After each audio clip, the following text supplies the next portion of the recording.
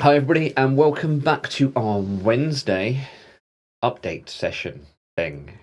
It's a thing, that's what we did before. It's a thing. A thing. This is a second recording of this because I managed to bodge it and I forgot to do the volumes. So Abigail is here shivering simply because we didn't have the heating on and I've got to go to work in a minute and we're going to do this now. So, yeah. Hey, that's our social update, people. It has been snowing and it's very cold. And wet. And wet. So we've got this lovely one-page profile-y thing that we're just going to show you. So let me just...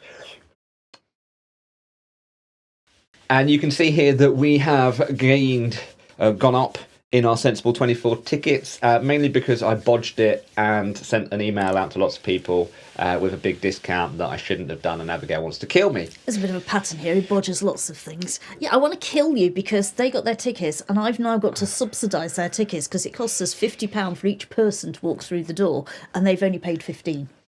Yeah, so that promotion has now ended anyway, so we're safe there. Well done for those people who did manage to pick up their tickets at £15. It's fun. We did have a few Sencos that actually offered to pay the rest of it, and I just went, no, it's my fault. Don't worry about it. Oh, you can pay for it. Happy Christmas, people. Happy Christmas, Sencos. So there is another code out there that is a 20% discount code, but the main thing that we're getting, so we've got the Sensible Survey Prize drawery thing for £3,000 worth of goodies from our partners. Can you be clear on that? Because every time I read it, it implies that it's £3,000 for one school. It's a £3,000 overall giveaway with different schools receiving different prizes. Okay. That's it. That's what it is. Yeah. Different. It does say that on the website, though. If you go to the website, it says this is what but it's not how you're advertising. This is what you could get, one of these prizes here. So, yeah, just come and join in for that piece there.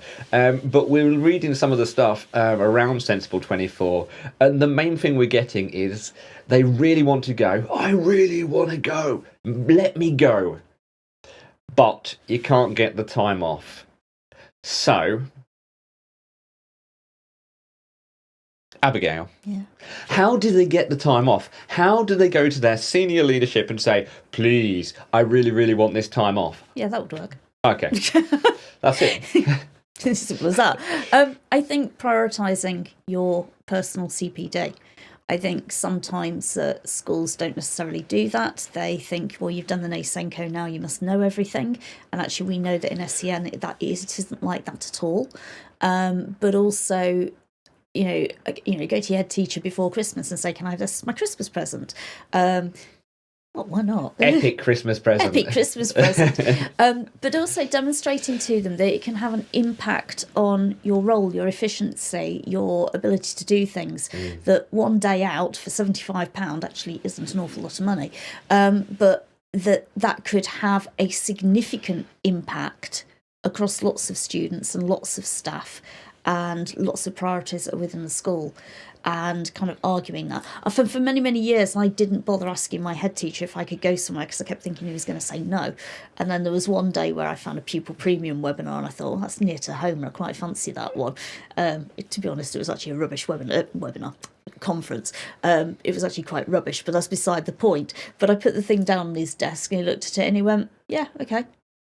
So go and ask. Go and ask. Just go and ask. Just right. Say if you don't ask, you'll never know what they're going to say. So always ask. Always go up there and just be brave, Sencos. Be brave. I'm going to ask. Take something out of my book because I do this all the time now. If I don't ask, don't get. Actually, go up there and say the questions.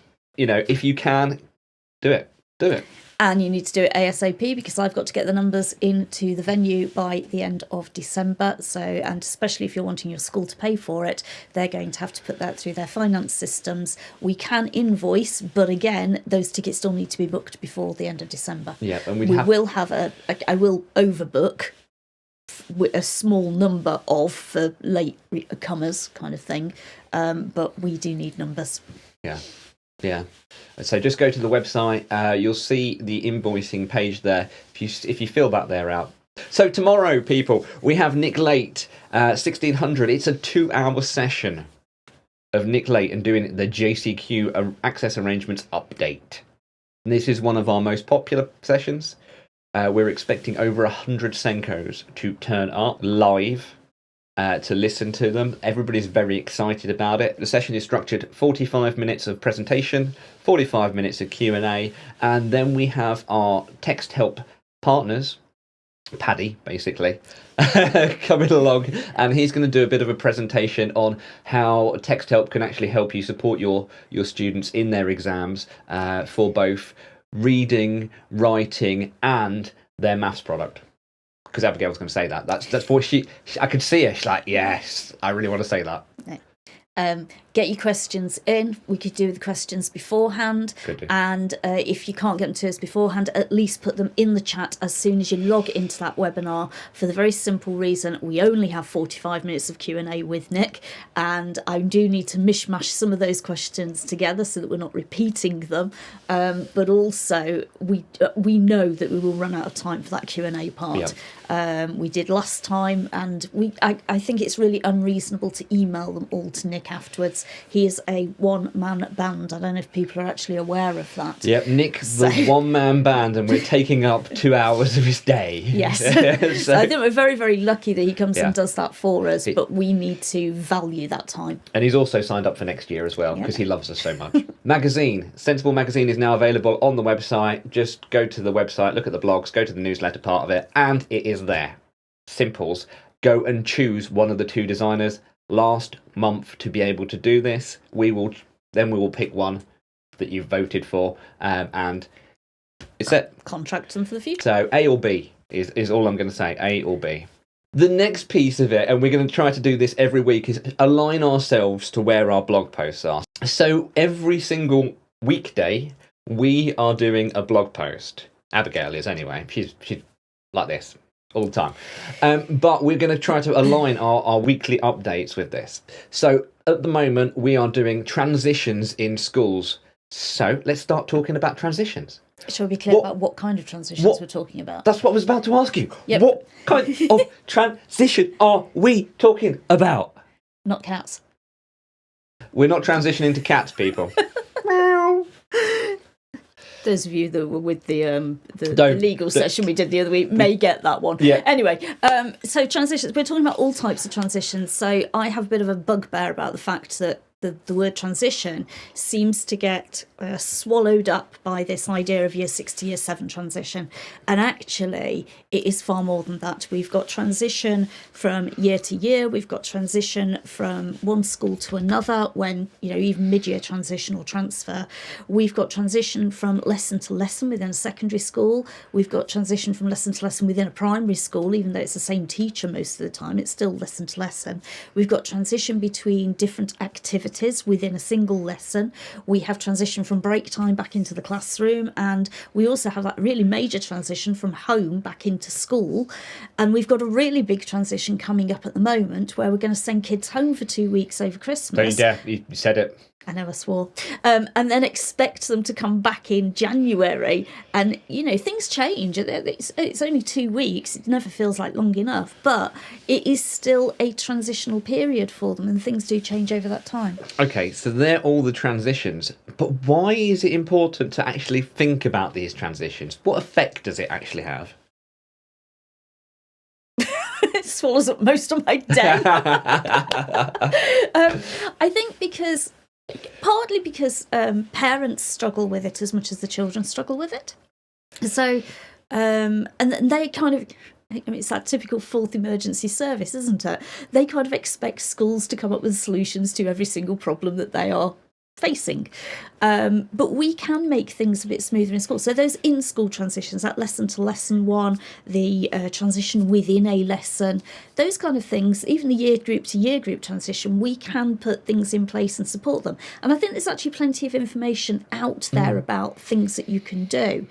There's less information out there about that transition from home to school, unless you're in early years, in which case they start talking about transitional objects. And, do you want to share the story about our eldest son going to school? So our eldest son, not when we first took him to school, because he used to go to a private school. So when he was 3 months old, we put him into nursery, and he did in a private school, because it was actually cheaper than running a nursery. Going to nursery, it was much cheaper. And he did, I think, 3 years? No, 4.5. 4.5 years. 4.5 years. I don't know. 4.5 years there, and then we put him into a mainstream school. And the reason that happened is because he was supposed to. So he's an August baby. They wouldn't take him in the September cohort, so he had to move in the January. They did a 2-time intake. So he didn't join with the rest of the cohort. He joined in the January with, I think, 2 other children. Yep. And it worked, didn't it? It did. He went straight in through the door. No, he didn't. He wouldn't go in the door. He would scream. He would shout. He would do everything. And on the first couple of days, we were actually crying because we had to leave him there in such a distressing way. No, it's push him through the door, shut it, and run. It was really, really heart-wrenching. And it used to take him till lunchtime to calm down as well. They used to have to move him into the dining hall, just left him screaming at one point. So, these transitions and the transition periods are really, really important to make sure that kind of thing doesn't really happen. Yeah, I suppose, that school had never gone out to him. Nope. They'd never invited him for a visit, even though we'd actually asked for one. So he was going into an environment he didn't know. Actually, the very first day, he was fine, because I took him on the first day. I don't know whether it's maybe it's your fault. I took him on the first day, and he was absolutely fine. From the second day onwards is where we started to have the issue. And he just hated it, absolutely hated going into that school. I don't know what happened on that first day. And then eventually, because that took us from the January when he started until the Easter. We then had the Easter holiday and we're like, went back after the Easter holiday, didn't do it again. No. Never did. Didn't do it again. Never found the reason why. But when we moved house and everything else, he did the same thing in the next school anyway. Did he? Yeah. I don't remember him doing it. I did. I took him, so you won't remember him doing it. I took it. He did exactly the same thing. He doesn't like change. He doesn't like change. But I think the school could have helped. We tried everything. And we talk about routines, and we'll talk about that in a moment. But we'd done everything we could as parents, but the school didn't particularly help us in that they were like, yeah, just leave him, just go, you'll be fine, don't wave to him from the window, it'll make it worse. Which I get that, because I can remember having primary school children, being the teacher myself, and it's like, just please leave, you're making this worse, you're extending it longer than it needs to. But we used to do things with them, so, a soft start, or a teddy bear, or a transitional object, or, we'll phone your mum at break time. That school did nothing at all. So, there is a bit of a balance of the two. We have really good routines at home. Oh, I was not going to go for routines first. I was going to talk about, there is one factor that we have for the older child. He is mildly on the autistic spectrum. I believe so anyway. We never had him tested, but hey, I think so. I think that's a factor, though. I think it is a factor in his social choices. Yes, definitely. But I've talked to him about it. He doesn't want to go for a diagnosis. He believes that he can learn to cope with things, and he does learn to cope with things. It's just sometimes he has to message mum and go, how do I manage this situation? Including with the girl. He's 20, by the way. Including with the girlfriend, which is always interesting. There are... I know far too much. You kind of forget that being on that spectrum makes you very open to everything you want to say. Yeah? Well, anything. Either they're totally shut down, don't tell you anything at all, or they tell you far too much. Everything. Yeah, so... Let's leave that one there. Let's move on from that, shall we? So, routines. Abigail, you were just about to talk to routines and how important they are. I think a lot of households are chaotic, and I don't, dismiss anybody for that. I think everybody has their own ways that work. We work to a fairly strict routine in our house, so you have an alarm that goes off every goddamn morning. Every morning at 7 a.m. Including the weekends, including holidays, and it drives me nuts. I love it. But we use Alexa, so we have an Alexa in the house, she goes off, she gives the children, so it isn't just an alarm, it goes off and it tells them what they need to do. Breakfast and feed the dog. feed the dog. Feed the dog. Let him There's out. another one at 4 p.m. that does it, and some of you will have heard it occasionally when I forget to turn it off. It doesn't say breakfast, though. No, that doesn't say breakfast. Feed the dog.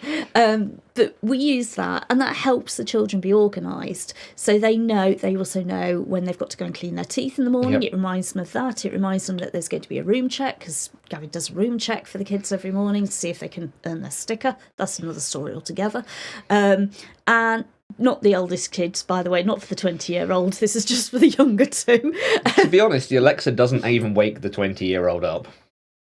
That's because he didn't go to bed till 4 o'clock in the morning. So it's, those routines really help us, but they help us because we have to stick to a routine. Yes. So, you've either got to go to work, or I've got to go to work, or we've got to go and drop the kids at school, and we've got to be there on time.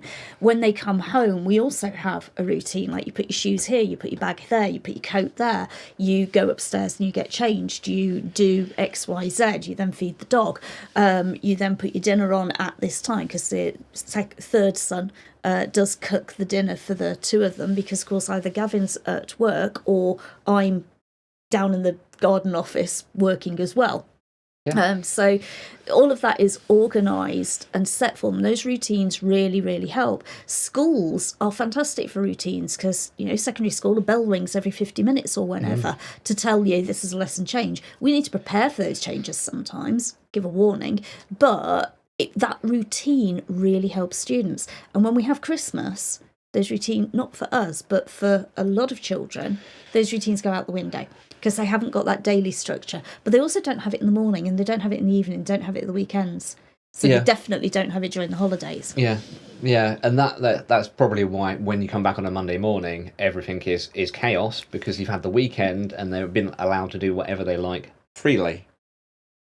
Sometimes.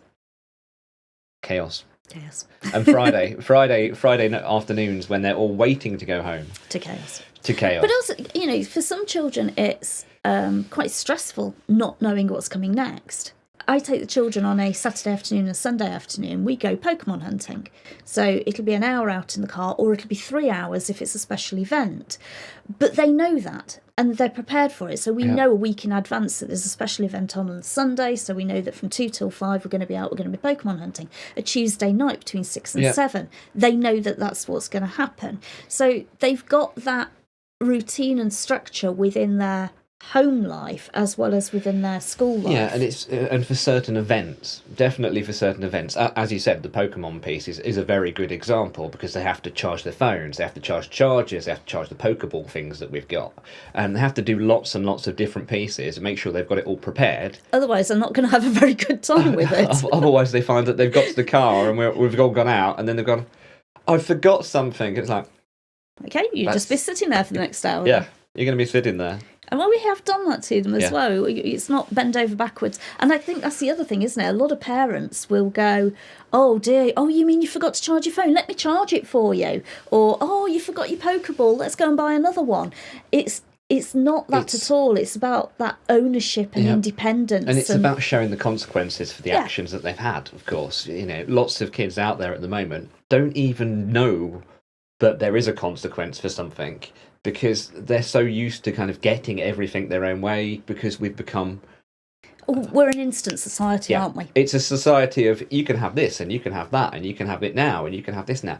We need to go back a bit and go, you work for it, and you earn it. Yeah. Agreed. Within limits. Within limits, yeah. I like the routine piece. I think that's a really good for classrooms. Well, we didn't really kind of touch on that, but I think there's plenty of information out there about within classrooms, but I think this is about sharing with parents that actually their routines within the home would be really useful.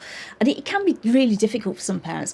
Lockdown was really interesting. Lots of parents kind of suddenly discovered their kids can't do things. But for us, there was no big shock there, I don't think, because we kind of knew. And the kids know that when I'm working, you cannot come and interrupt me. You can't come and dive in on a call, that I am working and it is working. So we didn't have a lot of those issues that many other families did, because our whole structure is routine driven. It is. Makes us sad. It is, and there's quite. there's lots of books out there as well that you can actually pick up that are routine, how to kind of organise yourself in a routine, and they are very, very good for you to kind of look at and go, okay, this is how it should be done. Yeah, and give the parents advice. So I talked about bag tags before. You did, but I still don't know what these are properly. So if you can imagine a little key ring with a couple of, let's say Monday to Friday, tags on it. So a bit like luggage tags, about the same size, or about the size of a playing card. And on those tags, so it works really well for secondary schools. So you might have Monday, PE kit, reading book, pencil case, rugby kit, I don't know, whatever it is they need on a Monday. Tuesday, flute, because they've got their flute lesson. Music book, taking extra dinner money, whatever. And it's just like a checklist. It's a bag tag, and they just have that to start developing their independence of preparing themselves for the next day. So you'll have a lot of parents that say, oh, they forgot the reading book today, I forgot to put it in their bag. It's like, no, they forgot to put it in their bag.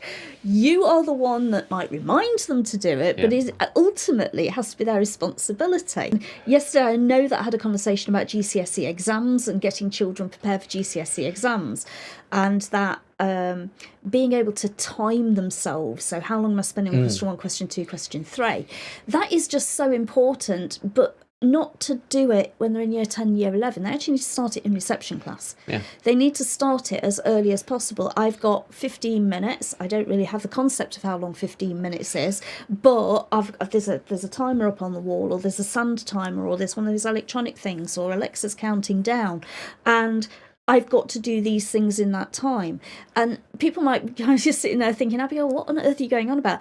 If you think about it, your whole life is set by deadlines. Yep. You have, you've got an annual review due next Thursday. You've got to send something out 2 weeks ago to do that. That means you've got to schedule it. You've got to put it in place. You've got to do all the things that lead up to it to then be able to successfully do that annual review. If you want to send in a needs assessment, you've got to start gathering the information and then block some time to be able to sit and write it. And that's, they're examples from education, but you drive a lorry. I do, and I know exactly how long it takes me to get to my destination. So for those that don't know, I go from Nottingham down to Enfield on a Saturday, Sunday, Monday. It should take me 2 hours and 37 minutes to get there. And then I can work out whether I'm going to be late. I can't be early because we're limited by the speed, and that is the quickest that I can actually do it on.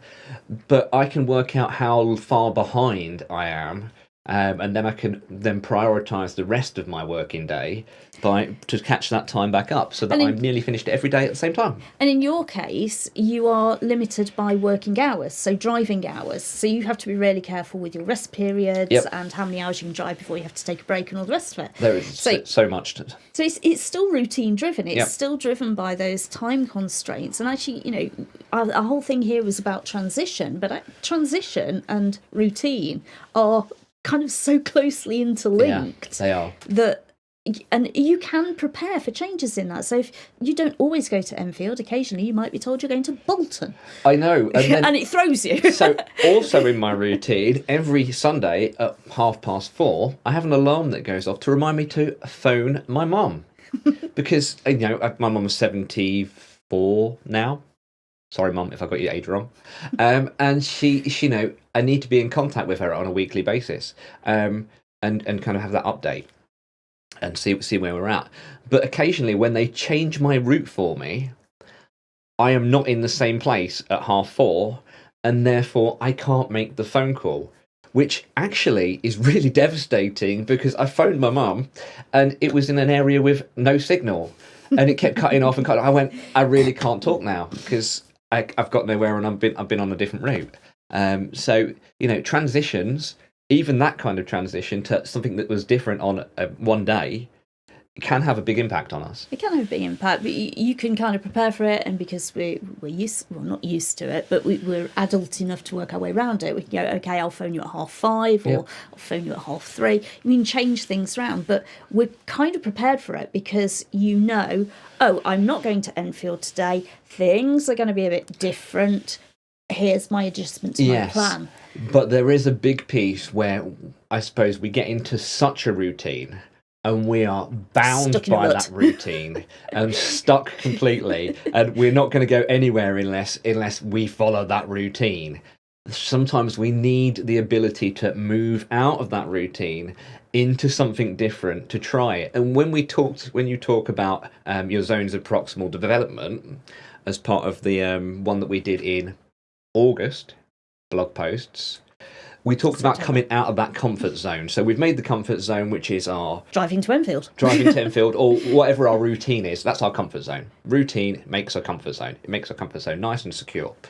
And then we've gone out of it, and then we've changed it slightly. But you've got your scaffold. So your scaffold is into that zone of proximal development. It's where we're stretching that boundary. Yep. We're going to Bolton instead. Or maybe we're going to send you to Carlisle today, which is stretching it even further. You can't send me to Carlisle because I can't get there in the hours. I actually meant to say Cardiff, but it came out as Carlisle. Cardiff's okay, I think. No, Cardiff, I don't think I can even make Cardiff, to be honest. Not with that lorry. But yeah, you use that scaffold to get there, and you stretch that boundary a little bit more, and that is what learning is. Yeah. You have to feel a little bit uncomfortable to learn something new. You do, and you can't just stay in the same thing all the time. So routines first, then stretch it and create different routines for different situations. Should we talk nativity very quickly? Oh, do we have to talk? No, don't. Because it is a transition it's a change, and we know that a lot of children struggle with it. Yes. And secondary schools not quite so much, because we tend not to do a nativity play in secondary schools,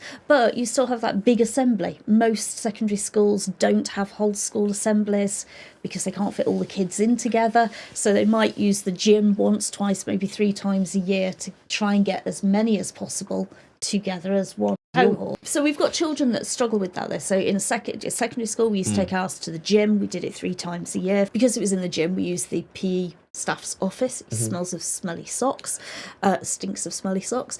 And that was a kind of breakout space for those students who couldn't quite manage to be in with everybody else, but we still wanted them to be a part of the whole school because they are in a mainstream environment. And I suppose in a way I disagree with this idea of you get to opt out of it, you don't get to come at all, because their parents have chosen for them to go to a mainstream school. That is where they are placed. Then they therefore need to be participating in the mainstream school activities. And although it is very much out of their comfort zone, if we don't give them the chance to experience it, then they will never stretch that boundary. Yeah. So we used to take our students in last. We would be right at the very back because that was the easiest place to be able to exit to that room. We would then take them into that room, and ironically it had one-way glass in there, so you could actually see out into the hall and see what was going on, but that nobody could see you. So actually quite a few of them just used to sit there. They had stools and at the bench and kind of look out at what was going on. They could hear what was going on. It was, they were still a part of it, but kind of just accommodating. Yeah, I'm not sure I'd go with that, because it sounds like they're kind of hidden in the... But it was their choice to do that. What we still did was we still took them into the main hall to try that bit, and when they became overwhelmed, then they had somewhere else to go. They had somewhere else to go, but they were still a part of it. Okay. Rather than, oh, you're going to struggle with this, I'm not taking you there, let's go and sit in my office and we'll do this. Yeah, okay, mince pies and a hot chocolate instead. But it's not, But they're just going to always go for the mince pie. I'd go for the mince pies every time. I'd actually play up just to go for the mince pies all the time. Yeah, so did you find that was happening to a lot of it? No, because I didn't allow it. I didn't set that up. It was going to the PE staff's office. If you're a SENCO out there, do you find that if you offer mince pies to kids just to get them out of lessons... They turn their noses up. Have you got chocolate, miss? Chocolate, miss, instead. But in primary schools, we have nativity plays. Yep. And generally speaking, nursery, reception, year 1, year 2, they're going to be a part of a nativity play. And you may have some children who are not a part on stage. They might be part of that little cluster that sit on the floor with a donkey costume on. Like ours were. All 4 of us have been a donkey. Or they might be part of a backstage crew. Yep. So, maybe we'll get to year 5, year 6. We've got kids who are part of a backstage crew doing the sounding and the light and sorting out makeup or whatever it is. But they can still be a part of it too, as far as possible. But it isn't just that performance that's the issue. No. The problem is, and our youngest son's school's really good at this. He's really good at this. So the problem is, all those weeks that lead up to that nativity performance, instead of doing English after lunch, we're going to the hall, we're going to go and do a practice. Yay! Or instead of doing PE, we're going to go and do a practice. Or instead of doing maths, or for the first 10 minutes after lunch every day. They're actually really good because they do start it in the nursery class, so they go through to year 2 as a nativity play, year 3, 4, 5, 6, not sure what they do because he hasn't got there yet. But they actually have a day set aside every Tuesday from October half term to Christmas is the day on which they will do their nativity rehearsal. Yep, and we knew not all day. We knew about that because our little one came back and went, Tuesday is my day where we're going to do the preparation. Can I take my costume in? I was like, no, you can't take your costume in until they tell you that you need to take your costume in. Which was a Monday, just to confuse me. Yeah. But yeah, they've kind of got that. So they've taken the routine and that structure that the children have, because they know their timetable. He is only year 2, but they do still have a timetable of maths and handwriting and all the rest of it. But then they've gone, okay, between October and Christmas, we're adjusting the routine and this is what it's going to be. And even if they didn't have anything to rehearse in those first couple of weeks, they were still taking them at that time to that different venue to go and do something. So it might just be a hymn practice. Don't sing hymns, but you know what I mean. Or a music lesson over there instead. I know they organised, I think it was Bow Beats they organised to come in to do a drumming session with them. Was. They actually organised that on the same day that they would have done that nativity thing. So it kind of fits in. And because his class has got some significantly high needs in it. That's one way of putting it. Yeah, significantly high needs. Part-time timetables, the whole lot going on in there. And they've structured it so that those kids know what is happening and the families know what's happening. Yeah. They've done a really, really good job at prepping everybody to know what's going on.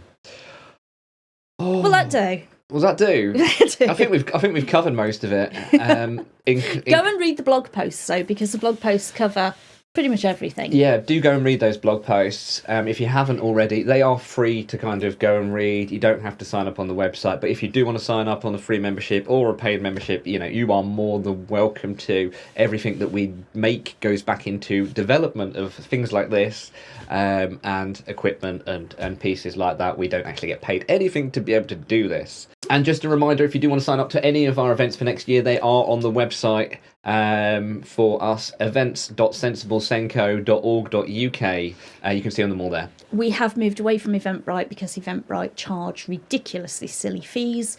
And of course, I say we don't make a profit. Well, the profits that we make, we put back to the schools. So we can't afford to subsidise that. And we really don't want to have to charge you anymore to attend those. Yep. So if you can support us, please do so. Anyway, we'll see you all next week where we will be talking about more transitional stuff and teaching assistants, I think we've got. Yeah, the role of teaching assistants, the role of peers, the role of, a bit more about the role of parents within transition, that kind of thing. So we will see you next week. Bye-bye. Bye-bye.